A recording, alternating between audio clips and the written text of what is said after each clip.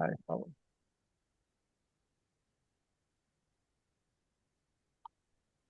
Okay, welcome everybody. My name's Eric Meyer with the Atlanta Regional Commission. We appreciate you joining us today for this safety data and tools training session. We thank GDOT, particularly Sam Harris, Ron Knezovich, and Connor Booth, and the folks at Numetric for working with us to get this session organized. If you don't have a Numetric license or sign in, Numetric can hook you up with that, especially if you're a local government. Greg will let us know when he starts talking whether NGOs like Propel and Walk Bike Fayette are able to get on there. I'm not sure what the protocols are for that. Let's see here. Just a change, you'll get a little bit of time back in your day. ARC will not be able to present today on the regional risk factors portion of the session. Tejas Kotek ended up having a sort of last minute scheduling issue on some work he's doing on passenger rail. So we will find a time for Tejas to come back and talk about the regional safety risk factors and how that can also be used for safety planning.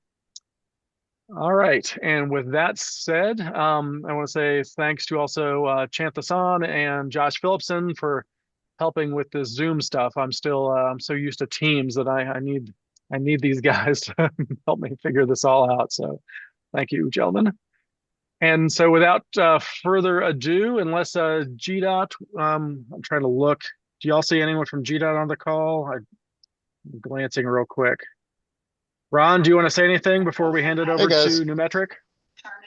I'll just, can you hear me okay? Yes. I'll just add that,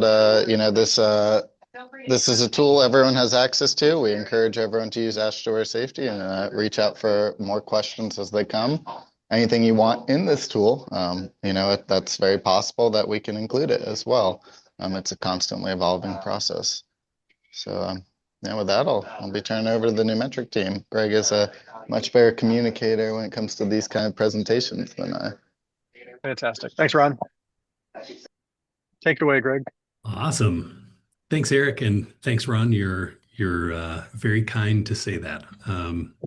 We've worked with Ron and Dave Adams, Sam Harris, everyone over at the GDOT team for several years now. We've got a great partnership with them. They're a great resource. Don't we're here, we're available, but also feel free to reach out to the GDOT team. They're great to help out with this as well. So, quick intro. Hi, everyone. My name is Greg Olson. I'm the Senior Manager of Education and Sales Enablement at Numetric. Numetric is the software provider for AASHTO Safety. So we develop and support that software and sell it to states through the AASHTO catalog, through the AASHTO Safety name. So sometimes you'll hear Numetric, sometimes you'll hear AASHTO. At the end of the day, it's all kind of the same. We're just the company that's providing that solution. As I mentioned, we've partnered with Georgia for some time now.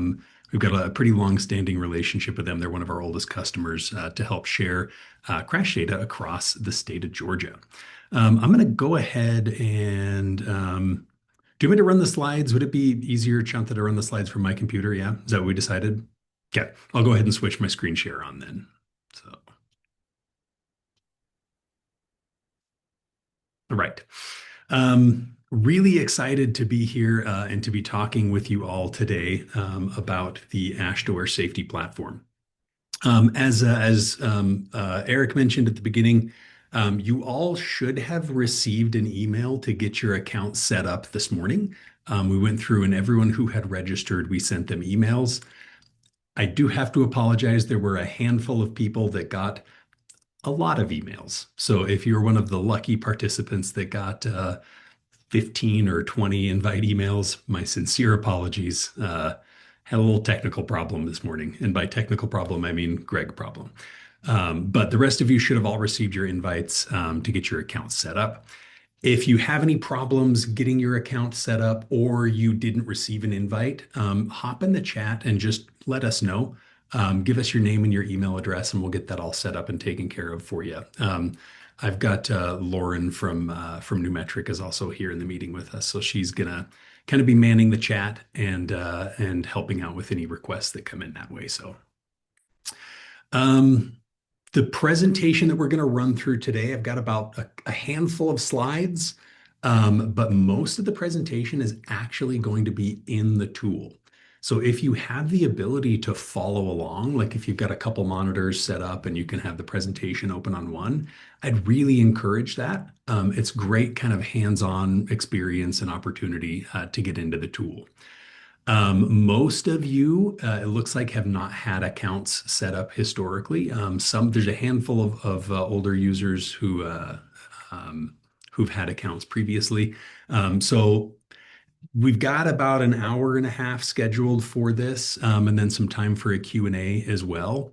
That's a lot of time to cover a lot of application.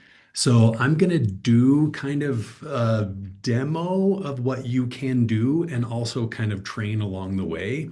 We have some really comprehensive training resources that Lauren's going to be dropping periodically into that chat window as we go through the training. So we're going to talk about all of our applications. Only going to spend like, 20, 30 minutes per application. We're going to drop in a lot of resources that have like, hour and a half, 2 hour trainings that go in depth into each of those applications. So if you want to learn more, those resources are available to you.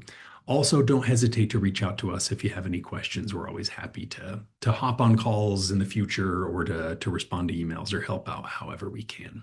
So, let's take a look at what we're going to talk about today. So, really excited when we heard about this opportunity to come talk to everyone about specifically looking at like vulnerable roadway user data, looking at that population and using the Ash2Ware safety platform to be able to run those reports and to get access to that specific data.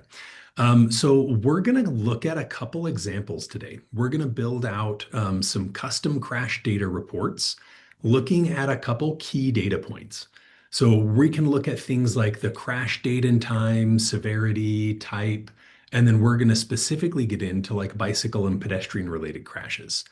We're also going to show you how you can look at data spatially. So looking at crashes, that are a distance from a location. So for example, near school crashes. We're also going to look at things like specific routes or even like near bus stop crashes. Ron and his team over in GDOT have done a great job at building out some custom filters. So we're going to show you a couple of those different filters. And the reason I want to show you these is, like Ron mentioned, this is an evolving application. One of the kind of core principles as we've built and continue to maintain our application is flexibility and usability. So if you come across a specific data point that like, hey, we always look at this kind of crash, and it's really tedious to get in and look at the data, talk to us and we can put together some custom filters that make it really easy for you to get that data bubbled up to the surface. So we'll kind of talk about that a little bit as well. And then obviously we're going to be spending a lot of time looking at vulnerable roadway user data. GDOT has done some really cool things with making vulnerable roadway user data available. And in fact, we have done some webinars with them with AASHTO and done conference presentations and workshops where we're kind of showing off Georgia as a model of, kind of ways to look at vulnerable road user data. So some really cool stuff we're going to take a look at.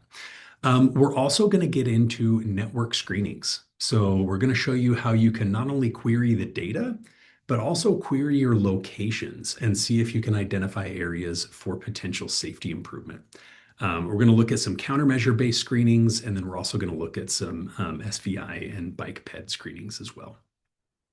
And then at the end, we're also going to talk about a couple of our other applications. We're going to look at collision diagrams and how we can put together a quick diagram for an intersection.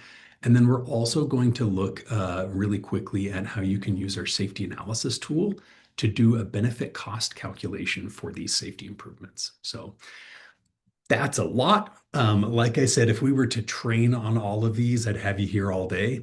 But we're going to kind of do just a really high level tour of the applications and show you how to use them, and then provide those more in-depth resources for you if you're more interested. Please keep the chat conversations going if you have account questions, getting your account unlocked or set up, or even as I'm running through the training, if you have a question where you want me to kind of clarify a data point at all, hop in there. Lauren's actually sitting right here next to me. She's keeping an eye on that chat. She'll throw something at me and I can shift gears and we'll make sure that we get your question answered. Um, Now, for those of you who have not used our system before, we are a web-based platform. That means you don't have to install anything locally on your computer. As long as you have access to the internet and a web browser, you can access the tool. Um, the URL is a bit of a mouthful, so I apologize about that. It is g.ashtowaresafety.com. So probably bookmark that one because typing out AASHTO where safety can get a little tedious at times. But once you have access to your account, you can log into all of our tools and all the data through that platform.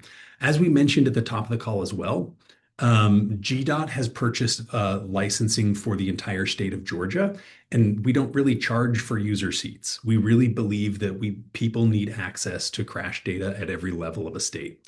So if you guys work with other people who you think would really benefit from this data, let us know. We can usually we'll work with the GDOT team to get approval for these accounts. The number of times that I have seen GDOT deny an account request is very, very, very small. So as long as there's a reason for them to be looking at that data, then we can get them access generally. So we'll kind of run through the process there of how to request that account at the end of the training. All right. The first application we're going to take a look at. This is kind of the core application of the Ashtoware safety tool. Most people, when they're hopping in, they're going to be looking at a crash query. The other tools that we're going to take a look at are network screenings, collision diagrams, our safety analyses. Those are all a lot more targeted, kind of more narrow use cases. You're trying to do a very specific thing. They're very helpful when you're trying to do that thing. But Crash Query is kind of the general catch-all data exploration tool. So we have loaded all of the crash data for the state of Georgia. So as you're looking at your specific areas of interest, regardless of whether you're, looking at a large metro area or you want to look at a smaller area as well, you can pull that data up in the system. We're going to talk about all the different report and output options as well and show you some examples of that. But really, Crash Query is designed to be a very easy way to look for crash records. You don't have to speak a query language. You don't have to, know how the data was encoded. If you want to look at pedestrian crashes, you type out the word pedestrian and we'll give you the filters that have that available. So very, very easy to get in and to use that tool. So let's actually hop in really quick, and I'll come back to my slides a little bit later. But I'm actually going to shift gears here now, and we are going to look at Crash Query. So when you log in to g.ashtowaresafety.com for the first time, it's going to take you to your login page. You'll use the email address that you received your invite to. And then whatever password you set will be your password to access this. Go ahead and enter your credentials and click sign in.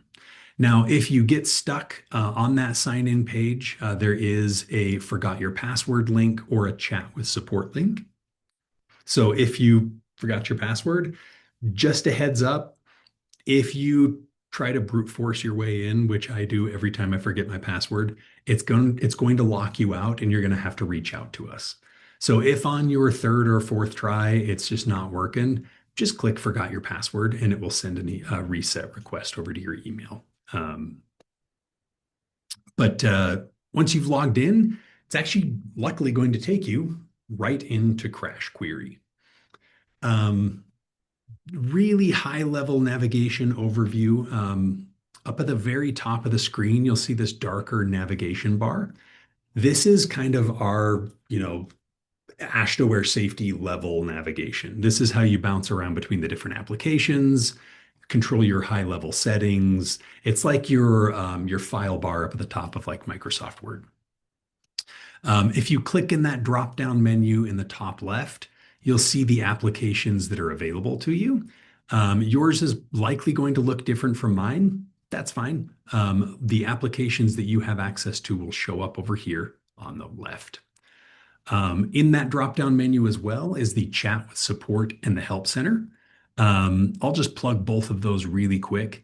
If you ever get stuck, click that chat with support and it's going to open up our little in-app chat dialogue here. We're usually pretty quick at getting back to you. So if you forgot the name of a filter or you are stuck trying to generate a report, whatever it is, reach out to us. We can help you get that resolved. The Help Center is where we actually have a library of help articles that cover not just our applications, but also Georgia-specific information as well. So on this main page here, you'll see the transportation applications section. If you go in there, you'll see we have a group of articles for each of our applications. So if you want to learn more about network screening, you can go in and see those.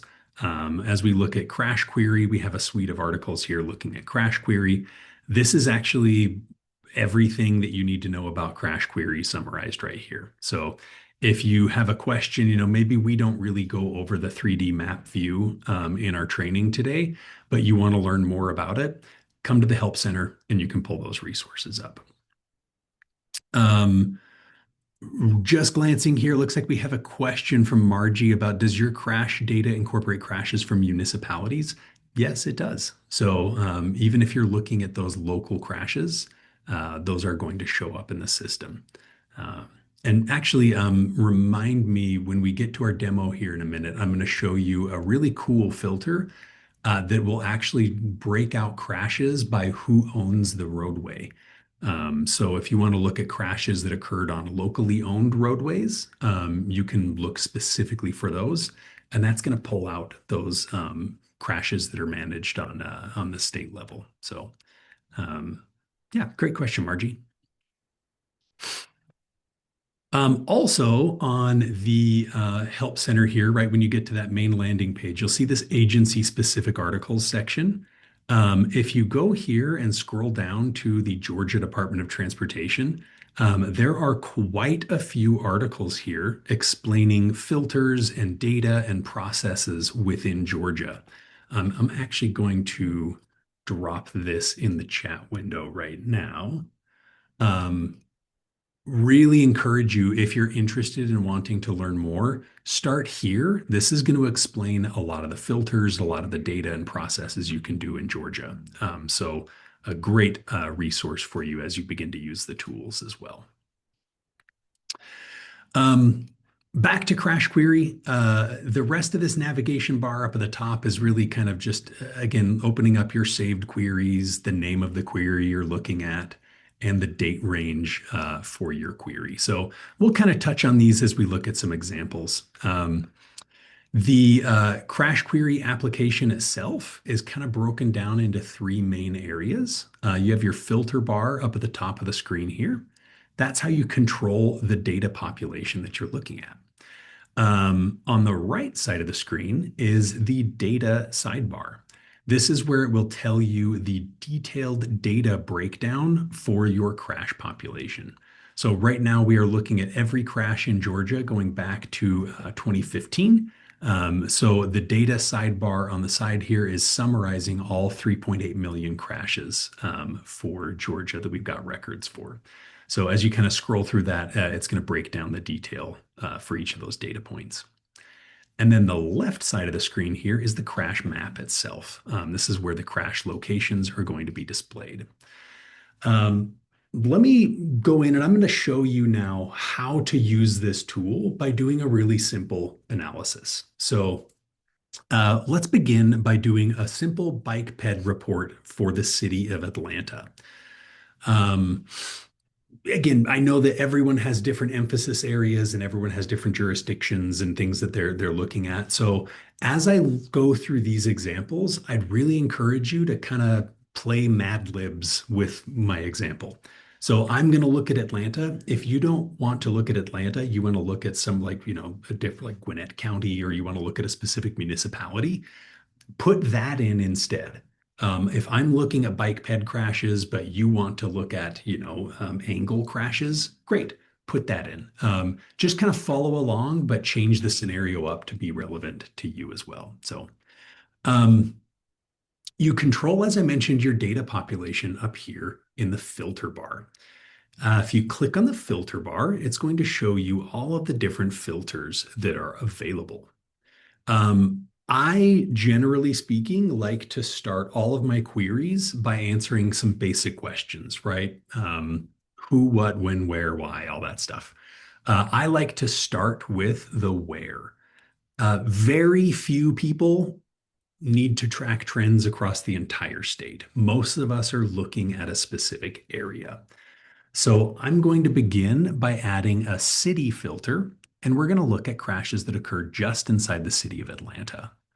Now, there's a lot of different options for cities, and they each kind of have their own different little slant on how they define a city. If you ever have questions around this, don't hesitate to reach out to us. I will give you a little tip. Anytime you see this geo parenthetical, this is telling you that we're going to look at the geographic layout of the city of Atlanta and only show crashes that occurred inside the actual city boundaries. So that's the one I'm going to use for this report. The other city filters could be what the officer reported on the crash report. It could be, other ways of defining that city as well. So I'm just going to do city geo. And if I can type correctly, we'll put in Atlanta. Now, once you enter that filter, you'll notice the zoom is, or the map is automatically going to zoom to show the city of Atlanta. And the metric sidebar is going to update to display the data for the city of Atlanta. Both of these are going to respect the filters that you apply. So as I continue to refine my query, you'll see the map and the metrics are going to update. Now, if all I wanted to do was look at crash trends across Atlanta, I'd be done with my filters and I could start digging in and investigating the data using the metrics and the map a little bit more. But we actually want to look at a more narrow set of data. We want to look at our bike and ped crashes. So I could continue to add more filters if I wanted, but you can also add filters from the metric sidebar over here. So if we look in this GDOT summary metric, you'll see that it's telling us that of our 371,942 crashes that occurred inside the city of Atlanta, that 44% or 163,689 of those are intersection related. Then we can see distracted driver related and all the way down the list. On the list here, we actually see pedestrian related. So I'm going to click pedestrian related, and it's going to add that filter. And we'll see now we're looking at crashes that occurred inside the city of Atlanta and are pedestrian related. In this summary over here as well, we can also see bicycle related. So I'm going to add that filter in, and you'll see now we're looking at crashes that are either bike or pedestrian involved in the city of Atlanta. And that's 4,933 of those crashes. We've got our report pretty much the way we want it. We're looking at our bike ped related crashes in Atlanta going back to 2015. So now we can actually start to dig in and explore the data a little bit more. In this metrics sidebar, we've got a default list of metrics that are really going to help you do an initial analysis. This is not a comprehensive list of everything. It's just a great starting point. So we have things like our severity breakdowns, the date and time. We've got years, time of day, lots of really good information. So as we look at our pedestrian crashes here broken down by time of day, we can see that there's a pretty big surge that happens. It kind of picks up around lunch, really goes from 2 and kind of continues until about 7 p.m. That's kind of the pedestrian surge. Um, Now, all of these filters, as we mentioned, do update in real time.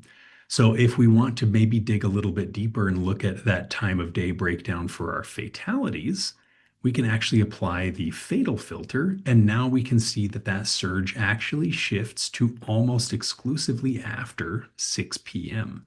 So there's still some midday, but most of our fatal pedestrian crashes are actually occurring at a time when we don't have peak pedestrian crashes.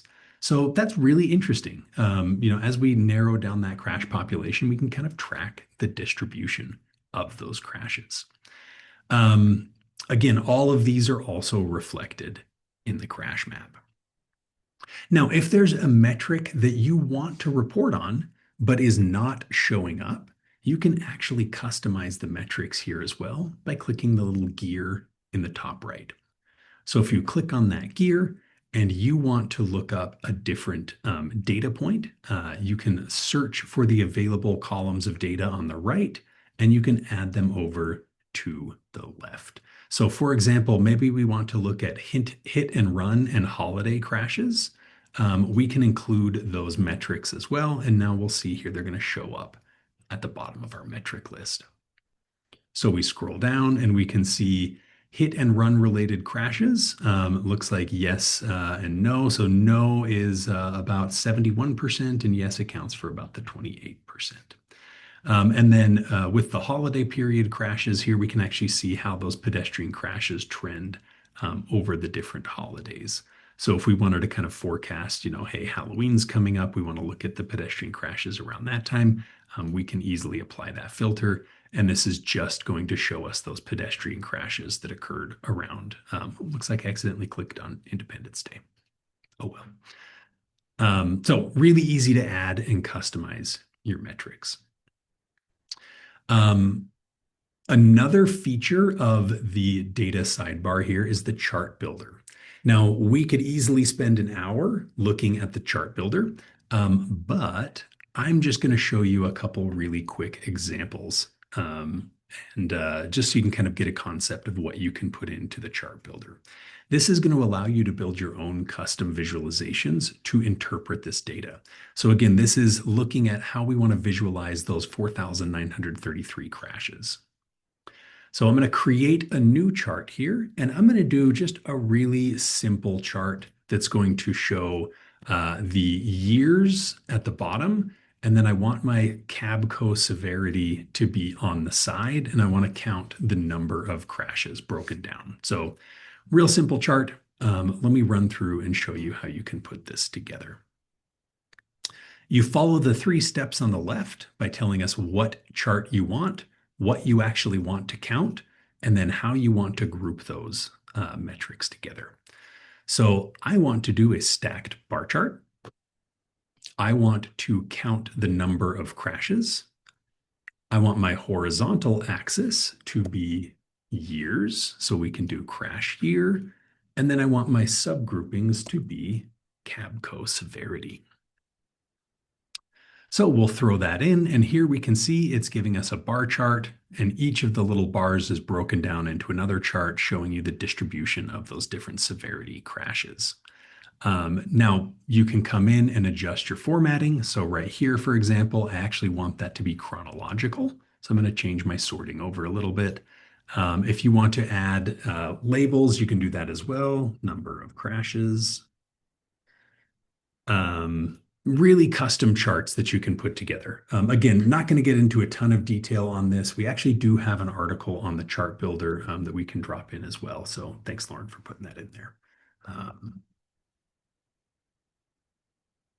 Crashes by year. Okay, so again, build out that chart however you'd like. Let's throw in another one really quick, just so you can kind of see what our different charts look like too. For this one, I want to do a pie chart where we are showing the pedestrian contributing factors.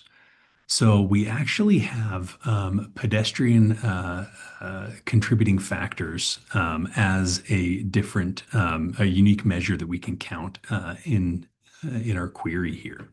So I'm going to choose a pie chart counting pedestrians. And we're going to break these out by the pedestrian contributing factors. Again, you can come in and change your chart here. We're capping out at 9. If I want to go up and show more contributing factors, we can do that as well. And we can see here that we've got the different breakdown of how these contributing factors are representing that crash population. So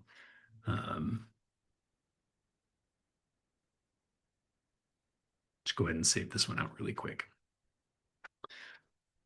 The really great thing about the charts as well is just like everything else, they do reflect your crash filters. So if we look at our K&A crashes here and go back to our charts, you'll see that these are now just showing our fatal and serious injury crashes. So as you update your query, your charts are going to update as well. Now, the last on the far right of the data sidebar is the raw table tab. If you just want to get the raw tabular data out and do your own external analysis, great. Go to the raw table tab and you can tell us what columns of data you want and you can download all of that data. Now, for this example, all we wanted to do was just a high-level analysis of Atlanta and look at the trends for our bike ped crashes over time. So we're actually kind of done. So I'm going to save this query out. We'll call it Atlanta bike ped report. And I'm going to put this in the training folder for me. So go ahead and click save.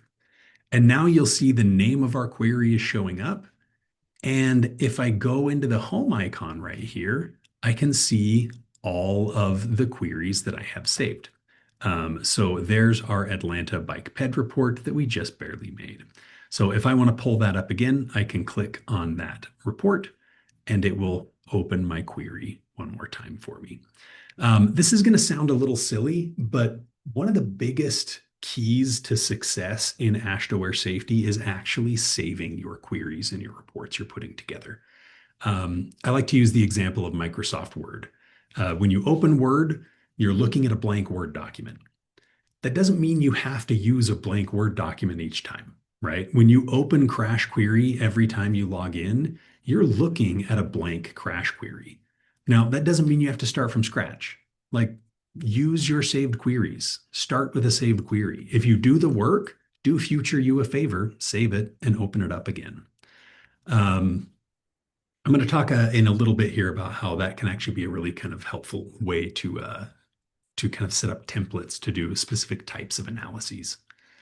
But once we've got our report done, let's take a look at some of the download options for our report. In my top menu bar up here in the download option, I've got a couple different report options available.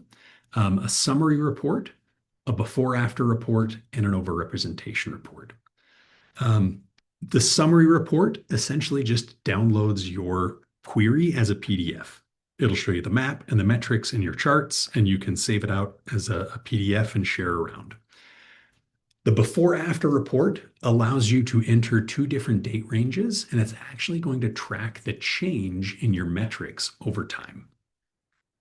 The last report, the overrepresentation report, is only available if you use one of those geo filters.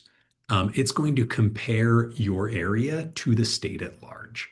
So if you want to see how Atlanta compares to the rest of the state, you can throw that overrepresentation report together and it will tell you, what's different in Atlanta compared to the rest of Georgia. So I'm going to look at the summary report and I'm going to check include charts below metrics. And here you'll see it's going to put together this great PDF. It's got the name of the person who created it, when they created it, and the data that they're looking at, the filters they used, the map, and then all of the metrics that they customized. So if you remember, we added hit and run and the holiday data at the bottom. If I want to customize this report, I just customize my metrics. And then down here at the very bottom, we'll see are those charts that I built out as well. So a great way, again, to visualize and customize these reports. Customize your metrics, customize your charts, and you can have this report do kind of whatever you want. We had a question from Tina that said that can the charts be exported and edited if you want to use different colors? So you can download the report or the chart. It's actually going to open it up as an image file. Um, so yes, if you can edit the image file. We actually don't have a way inside of Chart Builder to customize those colors. That is something that we've received as a product request, and we're looking at adding that functionality. But right now, it's going to just automatically assign those for you. So you can download the chart, but you can't actually, there's no way in here to actually edit the color of them. So great question, Tina. All right. So we pretty much run through that first example. Let's actually dig in a little bit deeper. So let's say that, okay, this is great. I've got my high level data for Atlanta, but I want to look at a specific area. I want to look at an intersection here. Um, I really like saving out queries like this and then using them as start points for future analysis. So now that I've got this Atlanta bike ped query put together, I can do a specific intersection analysis and save that out. So let's say that we had a specific request where we wanted to look at the intersection of Lee Street and Ralph David Abernathy Boulevard. Um, let's open up our Atlanta bike ped report and we can do a bike ped analysis for that specific intersection. Now, if you know where Lee Street and Ralph David Abernathy Boulevard is, great. Go ahead and zoom to that location on the map. Um, I don't, so I actually need to use our map search. So over on the sidebar here is the little magnifying glass.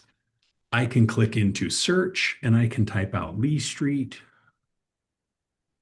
Southwest, and Ralph David Abernathy. And there we go, Lee Street Southwest and Ralph David Abernathy in Atlanta. So I'll click on that and you'll see that, ooh, this actually did not pull up the right one. That's all right. I've got Lee Street Southwest and it must be the one below it. There we go. So here's Ralph David Abernathy and Lee Street. Awesome. Now, it didn't apply it as a filter. All it did is zoom the map into that location for me. So there we go. Um,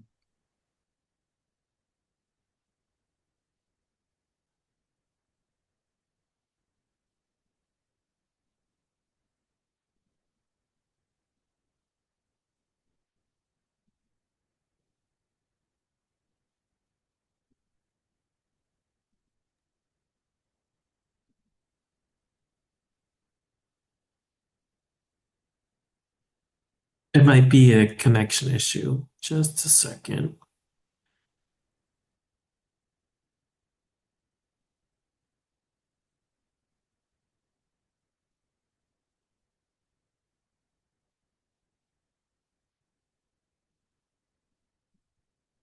hello. Hey guys, I think Greg is he We might be can restarting his. we can hear you now, Greg. Okay. Okay. Sorry about that. One of the downsides of working from the office is apparently our internet is just terrible. So my apologies. Let me get everything going here again.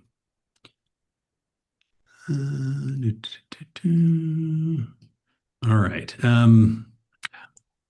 How long, what was where did I leave off? Where did it cut off for me? Did I You're talk trying about to the locate. clusters? No, you're trying to locate Ralph David Abernathy and the Okay. intersection. Okay. I'll rewind back to that point. So if you know where it is, you can just zoom to that location on the map directly. I'm going to use the search right here. And I know that it's the intersection of Lee.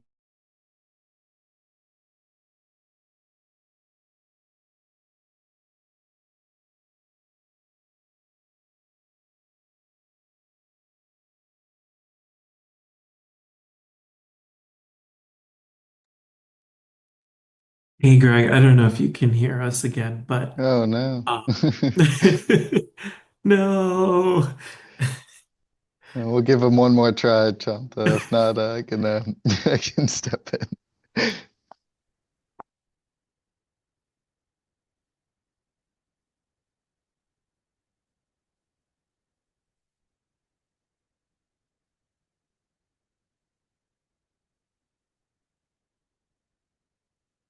Okay.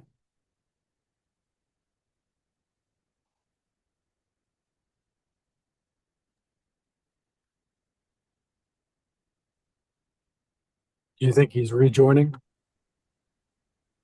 I think Hey he's guys, trying sorry, to. Lauren here. We're having some internet problems at the office. I've just got connected to the hotspot. Greg's doing the same. We are so sorry about this.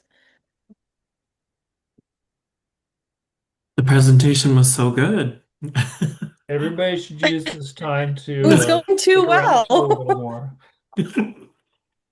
Yeah. Thank you so much for your patience. We are so sorry.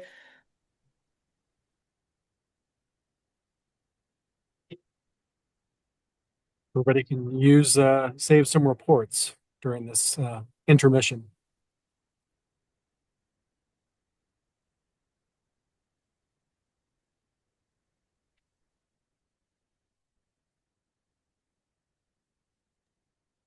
Eric, any upcoming sessions that people should have on their radar?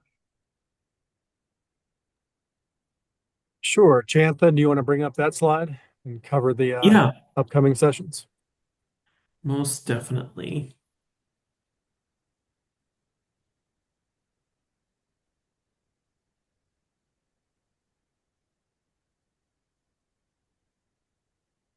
Oh, and we're just gonna go past the Q&A. Okay. Uh, Um, so I think we're on to plan Z or something now. Sorry. Oh, I spoke too keep going soon. on this. I'm going to keep trying to get mine connected. So keep going, Shanta. I'll see if All right, just to let sorry. everybody know, just we've shared this in a few emails. ARC will be kicking off in the next couple months. Three related trail and bicycle facility plans. One that's region wide for the full 19 county MPO area. The other is with the South Metro, and you can see that's the green shaded area on that map to the right. And then finally, the Flint River Trail Plan, and Josh Phillipson is going to lead that one. So we're excited to kick this off, hopefully in March, maybe April. We're hearing about some procurement delays upstairs. Sure we're not the only organization that has the joy of procurement. And it's going to take a good 18 to 24 months to get through all these. But we look forward to working with y'all. And we thought that this Numetric AstroWare training would be helpful as we all sort of get a baseline on what data is important. And safety clearly is a foundation for the planning that we'll be doing. So we'll demand, and that informs, I guess, if you can go two slides, Chantha, to the upcoming events.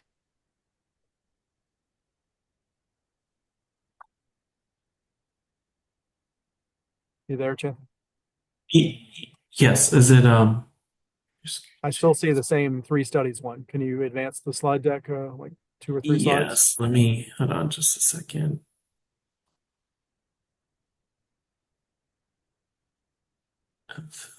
Let me just stop sharing and then I'll share it again.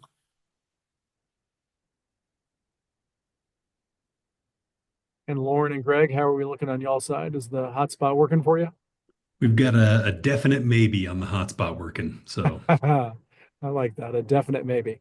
All right, my last quick share is future upcoming events. February 19th, that was in the couple of emails that were sent out. We'll be sending something out again after this session, probably next Tuesday, with a link to this video and materials. But February 19th, we'll be going over Replica, another online platform tool that's available, and some other ARC data sets. And this is really focused on the demand side, especially for active transportation users. So our local celebrity, Ron Knezovich, will be running through the Replica platform for us, and Nassim Rezanpour will be going over some of the ARC data sets. And then we'll do an in-person session on April 21st, 1 p.m. here at ARC's headquarters in our Harry West conference room. So we'll send out some more on that.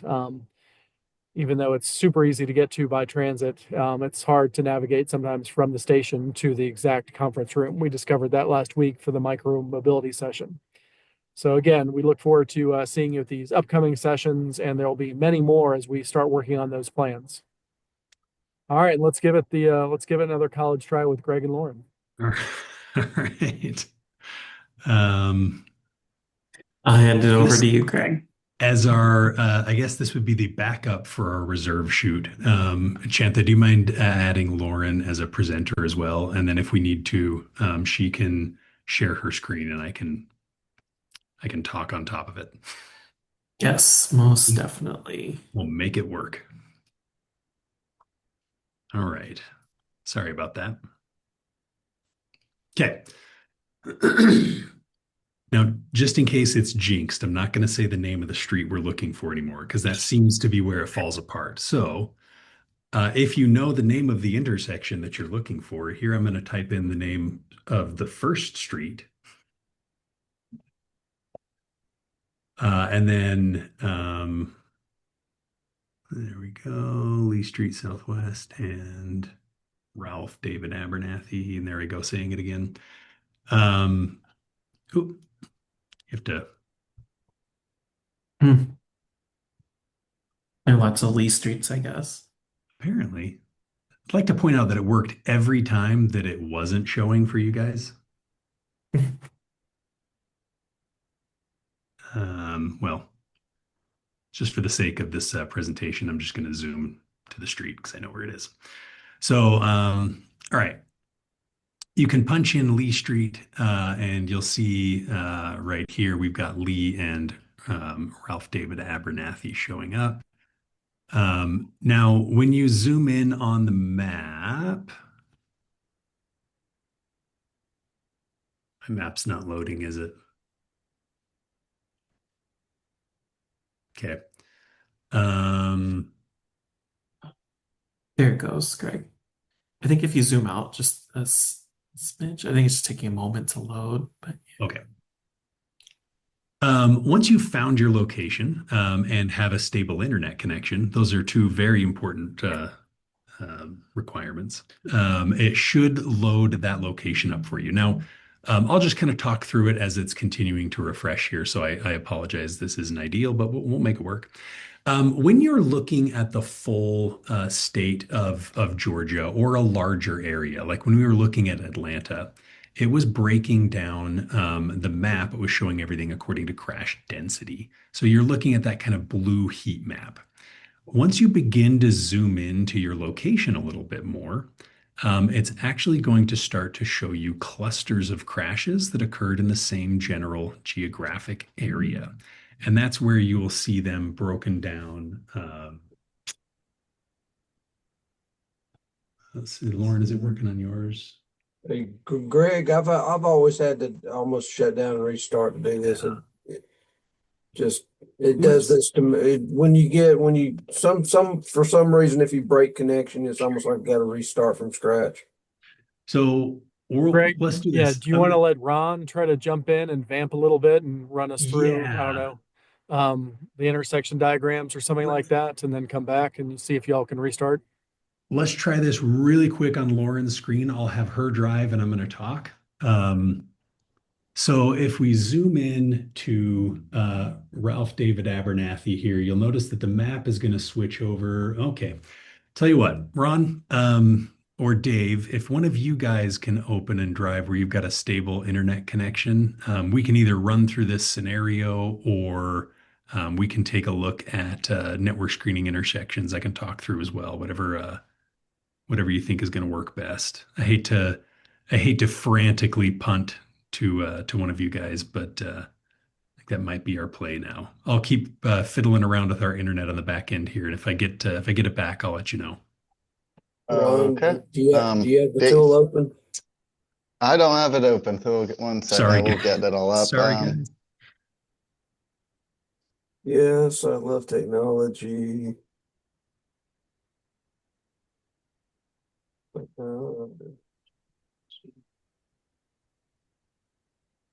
Ron, are you able to get on Yeah, and just share screen? just a second now. and switching. It's moments like this when people say, autonomous cars are going to just, be this beautiful, seamless ballet on the roads. And you're like, yeah, we can't get Zoom to work reliably. Good luck with cars not crashing into each other. Recording in progress.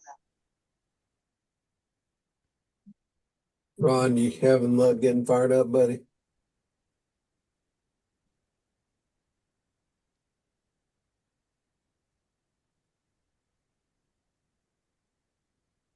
Okay, where are we going?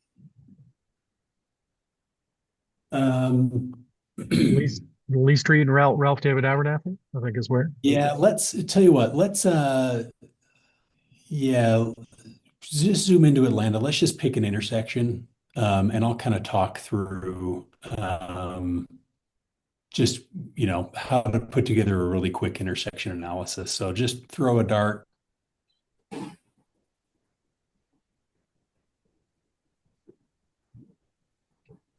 Perfect. Okay, got thrown. Okay, so there's a couple. Wonderful. So you'll notice when you zoom in on the map here, and Ron has his map toggled to be a dots view. That's a different way of kind of visualizing the crashes. But essentially, they're going to be color coded according to the crash severity. So if we switch over, you can see this is the view you're going to default to. If you prefer the dots, you can toggle over to that. But the clusters are essentially just going to group all the dots that are kind of touching each other into one cluster of crashes. So either way, that's how it's going to visualize the crash data on the map. Now, Ron actually threw a circle filter on the intersection here. And that's a great way to define your study area. So once you've found, in this example, our intersection that we're looking at, on the right side of the screen, you can click on the, let's see if I can turn the annotate on. Yeah. Over here on the right side of the screen, you've got a couple different filter options available to you. The top one, where it's kind of the squares with the dots in it, that's your polygon filter. Underneath that, that's the circle filter. That's a really good filter to use for these intersection analyses. So if you click the circle filter and then click in the center of the intersection, it's going to place that filter for you. So that's kind of just what Ron did behind the scenes there to get that circle filter to show up. So, yeah, I think you might need to clear the polygon you've got set up there already, Ron, and then just throw another circle on.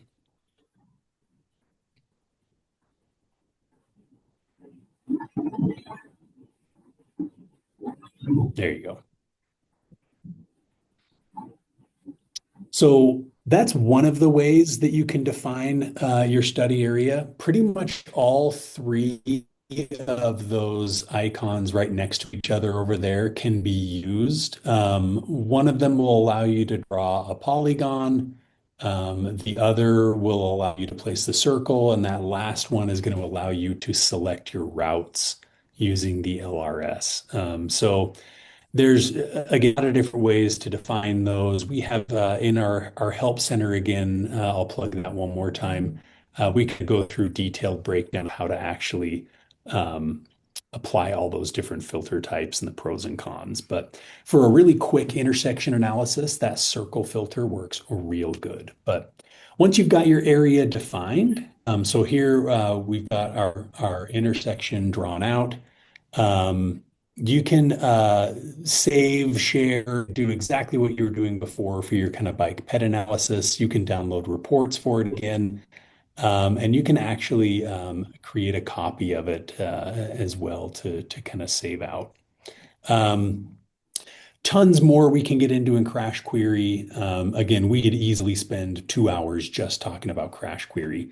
But especially with our loss of time because of my internet issue here, let's kind of shift gears a little bit and take a look at some of our other applications as well.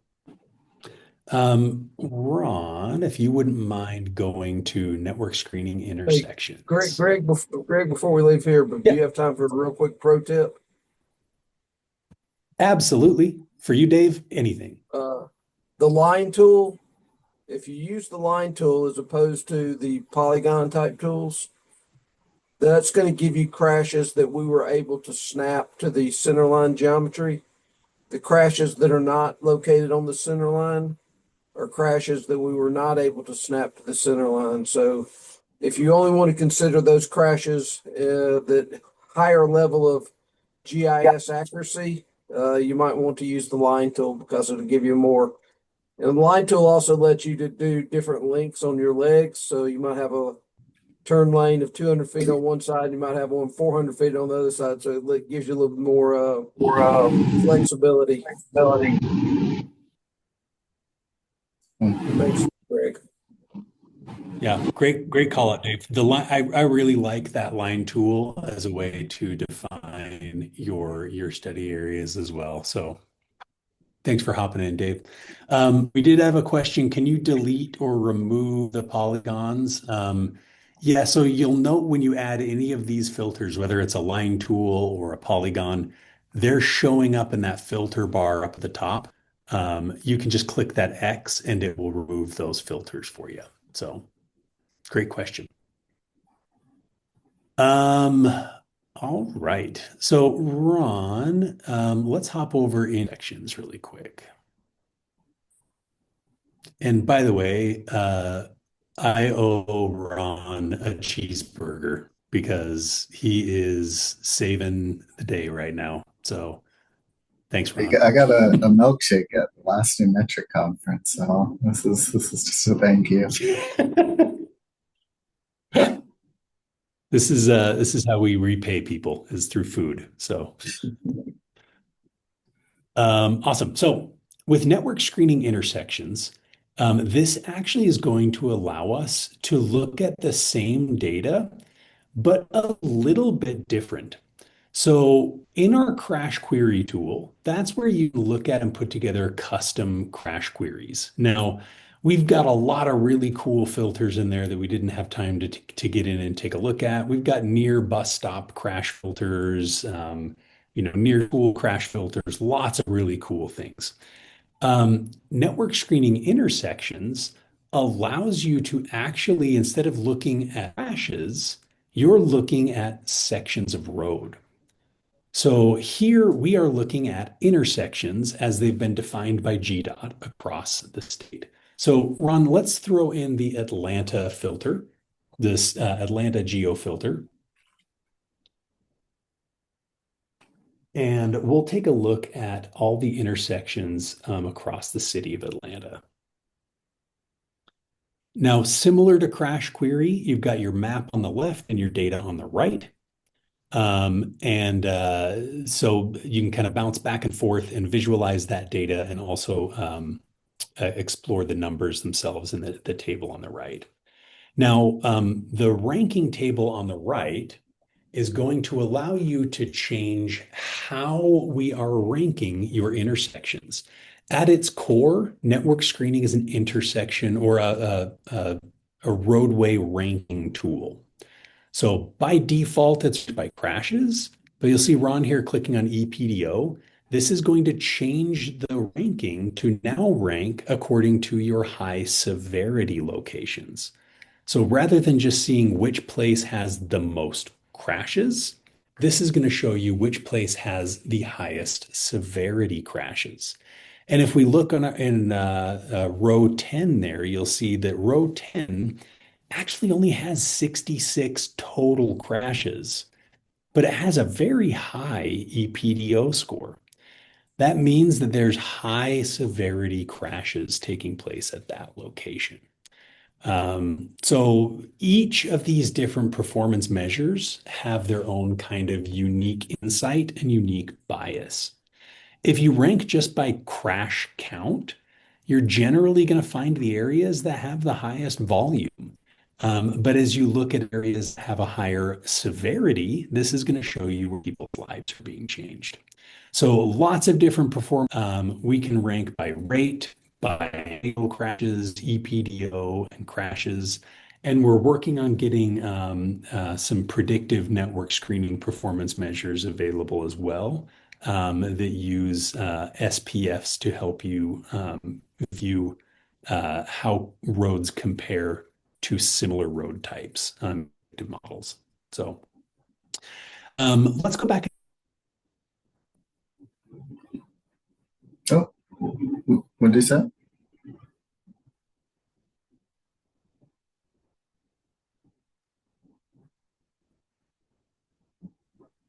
Sounds Dealer, like it's dealer's choice for you now, Ron. Well, I'll keep talking. Greg, when you come back, if you see him come back on, just let me know.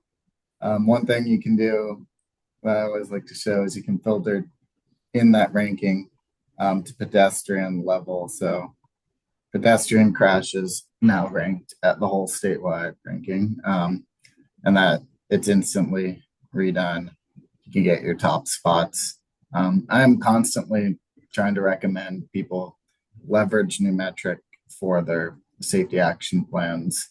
You can save a ton of money leveraging a platform already built up, making this analysis. I mean, clearly the rate we're doing this is on the call, a few clicks of a button to do this kind of ranking. Maybe there is some fine tuning of the data you'll have to do if you're doing it on the local level, but there's a ton of time to be saved. If we go to, let's just pick a nice four-legged intersection. I think I know what was coming next was collision diagrams. Only 3 crashes. Let's do open in collision diagrams. And this is another module of the tool as well. So you'll see instantly the crash is plotted by the various maneuvers they're doing. You'll see the severities tied towards them as well. And you'll see this button here that says 8 crashes are not shown because of discrepancies. So in those, you can actually read the narrative here and edit the attributes of the crashes. Have to see why this one's not shown.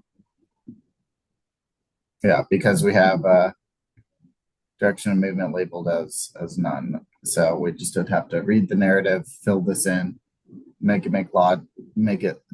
have some sort of logical sense tied towards it. There's often mistakes in these crashes as you're going through them from these police reports. This is really just correcting that at the more granular level, and then those crashes would populate on the collision diagram. Another thing you can do is show all crashes using simplified logic. If you're looking for just generally getting a sense of what's happening on it, you'll see more of the crashes are now shown. That one here this is the one that we saw before. Fatal, looks like a pedestrian crash, now pops up. And that's taken the first vehicle's movement as a pedestrian crash to plot it. But you could still go back and edit these attributes. Each of the crashes in these clusters, you can see years they were happening. So you can see trends for each cluster of crashes as well. Hey, Ron, I'm back. You were doing such a good job. I didn't want to interrupt. So, yeah. So Ron is doing a great job summarizing the collision diagrams application here. That is actually exactly where I was going next, Ron. So you're that good. Yeah. So as Ron mentioned, this is all based off of the data fields that are mapped by the officers in their crash report. So those discrepancies can be a bit of a sticking point. But as Ron called out, when you go in and look at the crash details, that narrative is really invaluable. It shows you, the officers will get the data columns wrong occasionally. That the narrative that is very reliable. So we all know that. We've all looked at crash data before. So that's a great resource to help you kind of fix the diagrams here.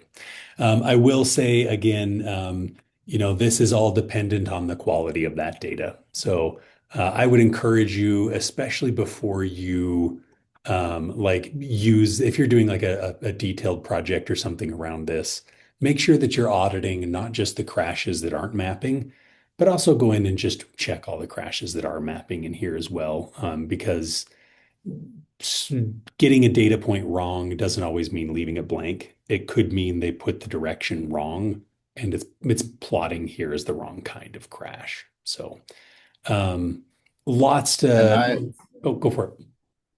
I was going to say, I require all the consultants working on GDOT projects. Every fatality, severe injury, or head-on crash, which has been pedestrian or bicycle crash, to be manually reviewed. That's kind of just our internal GDOT requirement, at least. Yeah. Yeah, definitely a best practice for sure. And yeah. We had a question come in. Let me see if we can find it. Oh, with 2025 data. I know, Dave, I've already thrown Ron under the bus, so it's your turn now. Dave, do we have a timeline on when that 2025 data is going to be ready? I know you guys have been working on getting that QA'd. Yeah, we're ready to post it, so we'll have it there. It should be out there by the end of the month. We've already done the majority of the snapping, Okay. so it's queued up. Awesome. Thanks, Dave. So once we get that data available, we'll make sure that we have communications that go out and pop-ups in the application to let you know. But yeah, it should be very quick here where that data will be loaded and available for you. And the good thing with all of our applications is they all draw on the same data set. So once that crash data is updated, it's going to show up in all of our tools. So it'll be present in network screening, collision diagrams, crash query, everything. So, all right. Ron, if you don't mind showing just the download really quick for the diagram, just up on the top right. Download button next to the help. Yeah, perfect. So there was a question about how you can export this data. There's a couple different ways. This PDF report is it's kind of the more polished of them. So here you've got your Google Street View, satellite view, and the diagram itself. This is also a really helpful chart, and this is actually the only place that it can be found. You can't actually see it in the application. One little call out, this is showing you the number of crashes per year for each leg of the intersection. It's also giving you the severity. So if you look at that very top row where it says East by South 2023, that says that there was actually one property damage only crash, not 10 crashes. So that's my only little tip here is be aware that that is an O, not a zero. So run into that mistake myself a few times. So I teach from the lessons I've learned. But this is a great report option. If you click back, Ron, and then in the sidebar, there's the view metrics and raw table. This is another download option. So if you go to the raw table tab, right here, there's your download. And you can add the narrative as a column. So you'll see it, I believe, yep, it looks like it's not in there by default. So you can add that narrative in there. A lot of people, this is kind of the easiest way for them to do if you have like 200 crashes, this is a really easy way to get all that data out. And then in Excel, you can read all the narratives and do all your data QA there. So we didn't touch on this, but if you click on one of those crashes, Ron, from the table, and then go to details. When you're looking at an individual crash, you can actually remove that crash from the diagram too. So where it says exclude this crash, if like, for example, the crash took place in the middle of a hurricane and it blew a tree over and knocked a cow over that hit the car into a bus, like, okay, that's not an engineering problem. That was a freak accident. You can remove those from your diagram. You can also do it for like any other crashes that you don't want to consider as part of your report. So you can click exclude and it will pull that crash out. So, yep. Nice. Thanks, Ron. Okay. Let's go back to network screening intersections.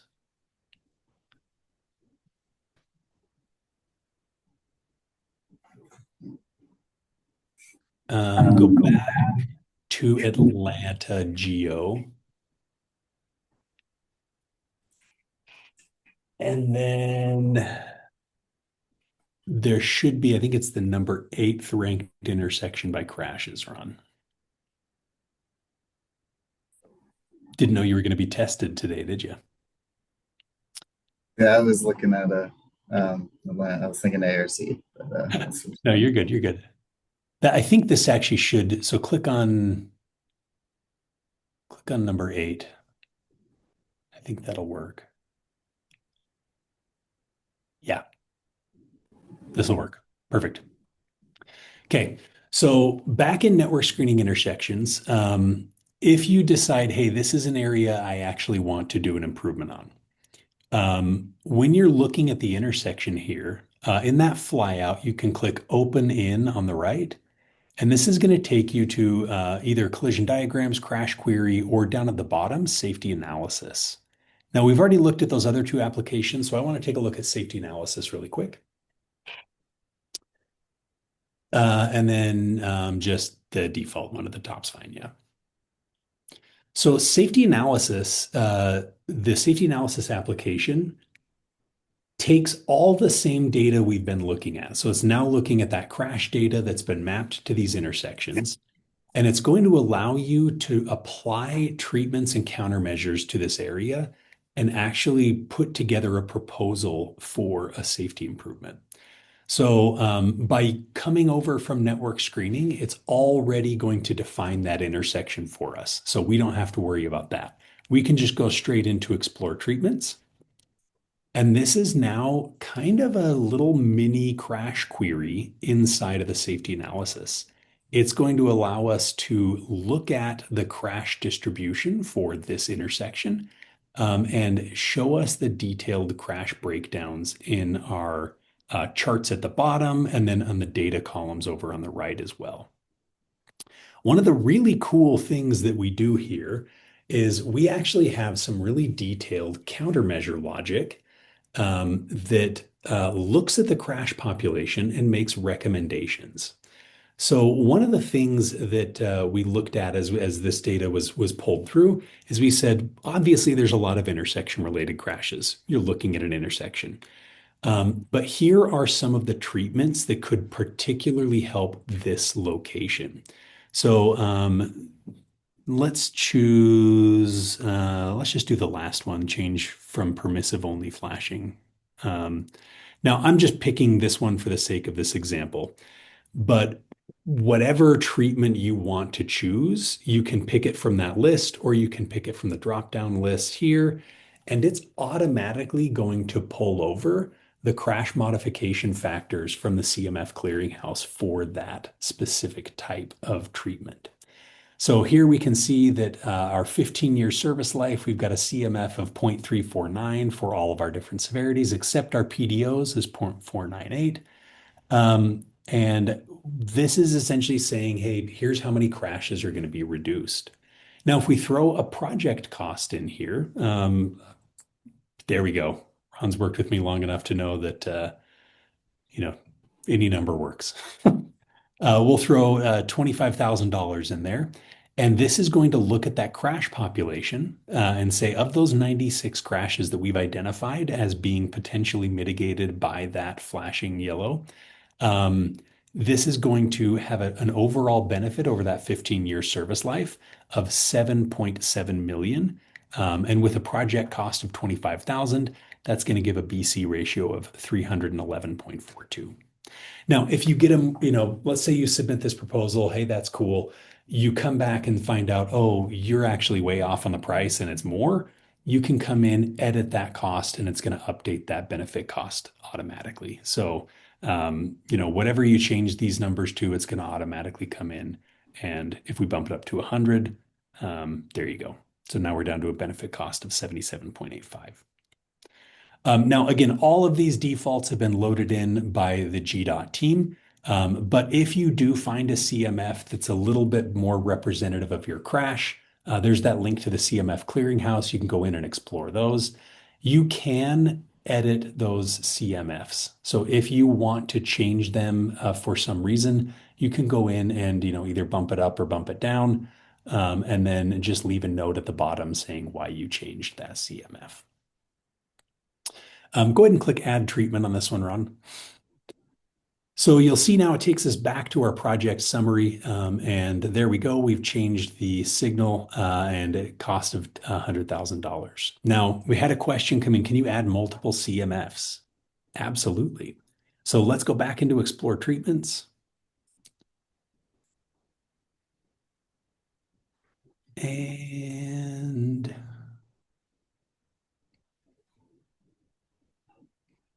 maybe. And I must be contagious. Is your internet going down too, Ron? This is I don't think so. Greg's bad day. All right, so we can either choose another intersection countermeasure or a pedestrian control, whatever you want. Follow your heart. Mm, Let's do.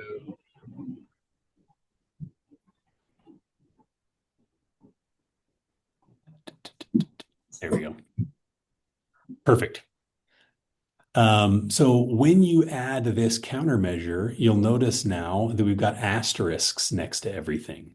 So our benefit has an asterisk, everything else has asterisks next to it.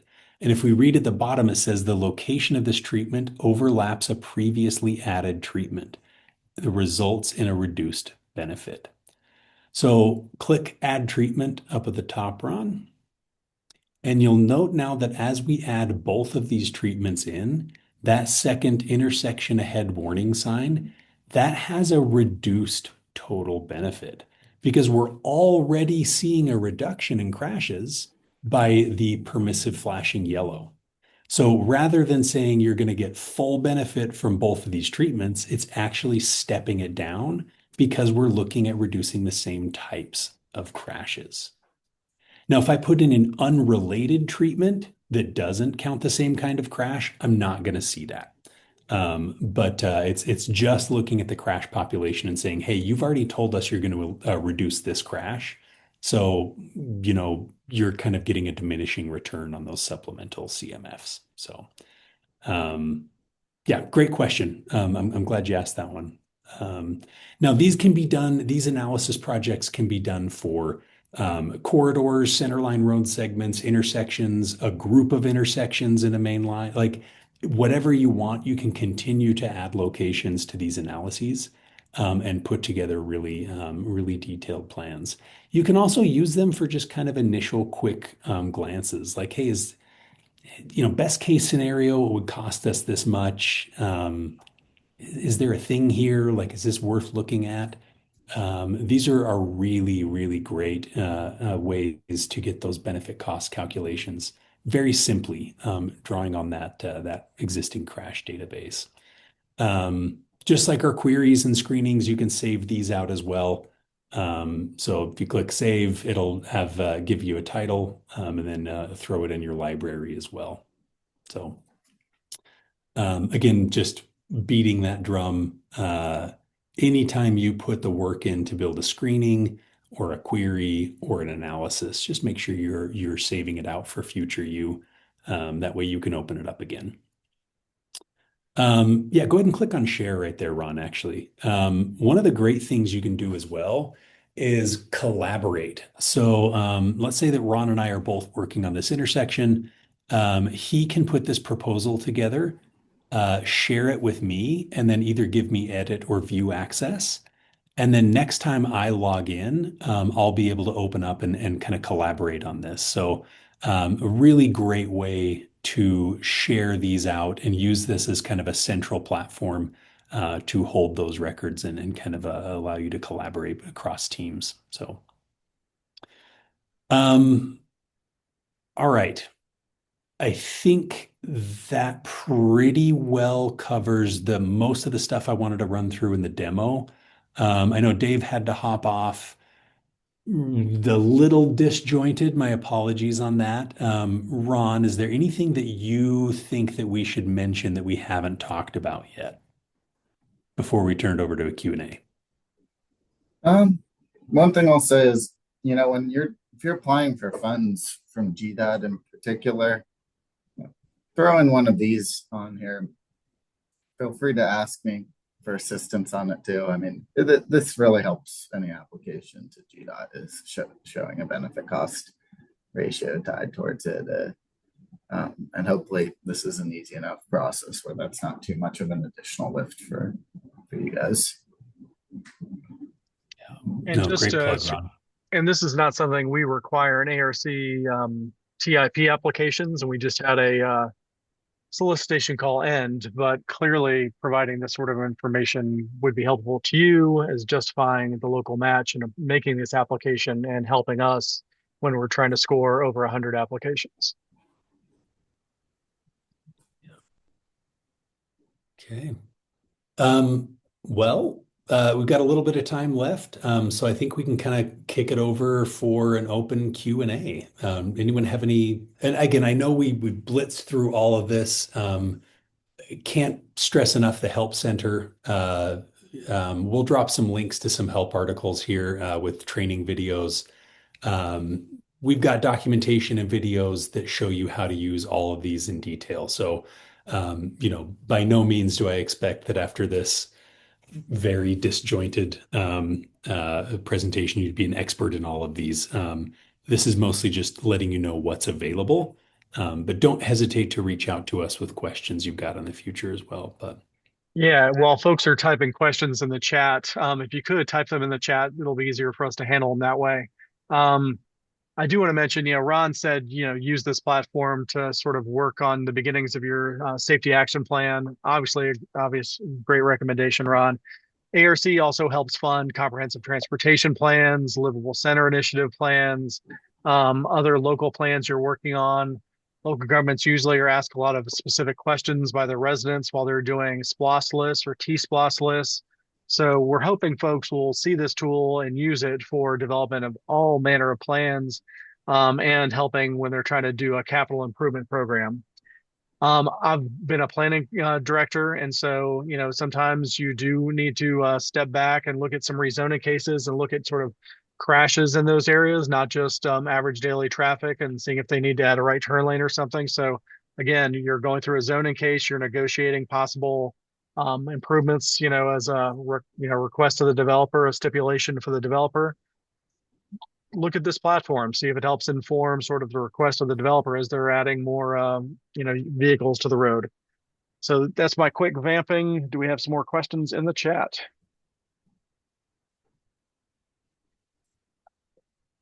Chantha, if folks do raise their hand, if you're able to handle just giving them undoing their microphone, we can try to do that if folks would rather do a straight voice question. I saw someone's hand go up briefly. See one on, can you compare gears and Numetric? yeah, Ron, you're probably better to take that. We feed gears data into this. We're working on doing that in real time. But gears is, that is this one-stop shop for law enforcement to upload their data to. And then we're taking that gears data, putting into this platform for engineers, planners, people doing analysis to do. But if you need to see the full police report, that's where you go into gears. You take and you'll find the collision ID on here, and you can type that into gears. But this is the one intended for all government agencies to utilize. and hope, and soon enough it'll be real-time updating with gears, so you won't have to use that for your latest year of crash data. Thanks, Ron. We had a question on safety analysis. It says the cost for treatments are input by the user. Is there a way that they can be preset? So currently, they are manually input by the user. Some of the agencies, so we partner with a lot of states across the US. Some of our agencies have put together like documentation around like, here's the average cost for X, Y, and Z. And we've kind of hosted that on our support.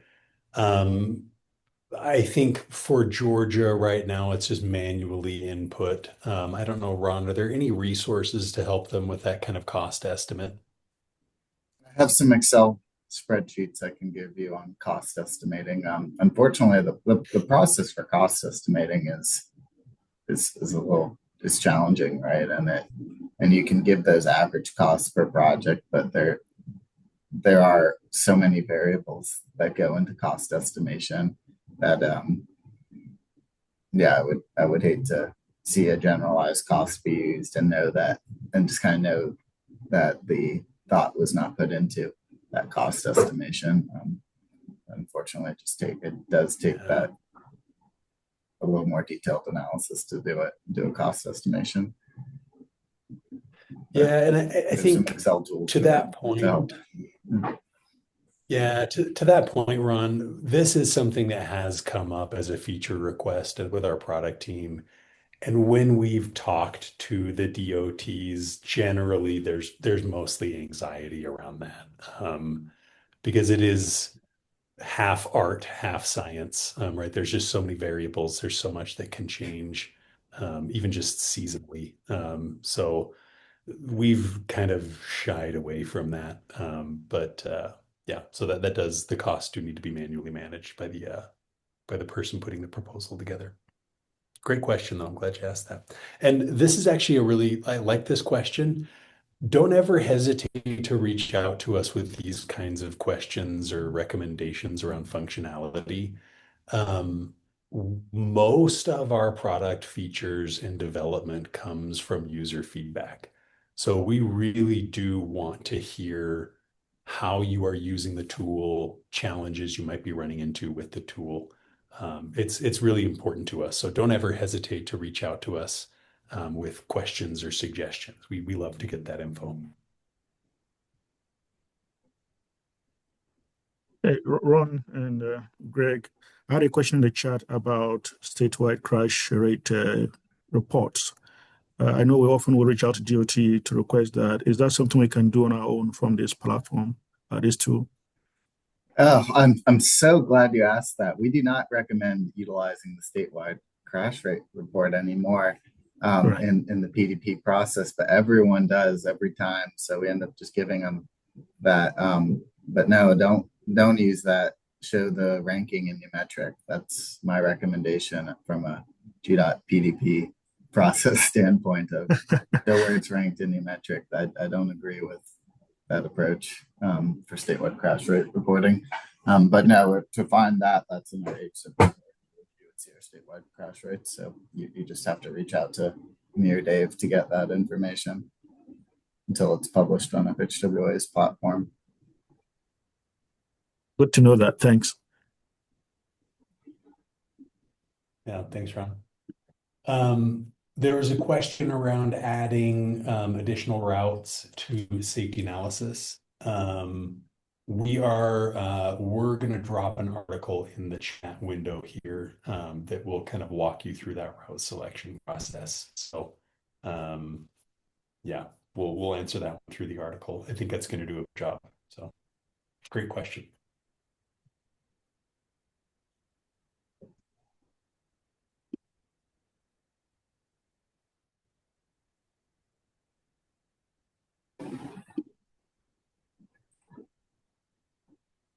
Another question from Perna.